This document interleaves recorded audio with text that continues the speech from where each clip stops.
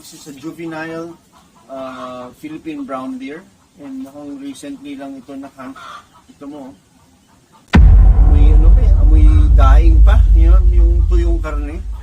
Ganun yung amoy niya.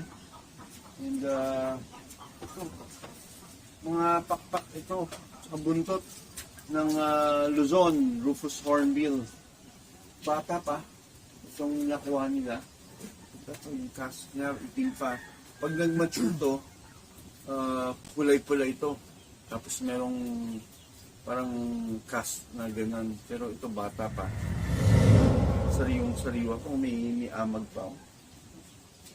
And look at this, yung paa. Nandun pa yung kaliskis, hindi pa sa buto. Look at this. This is 1, 2, 3, 4, 5, 6.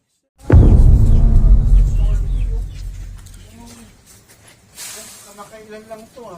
Bata pa ito, juvenile. Sir Alejandro, paano napunta ito mga... Ito ko, paanong ano? Ano pa? Malambot ka. Juvenile for you pa. Abangan yan sa Born to be Wild.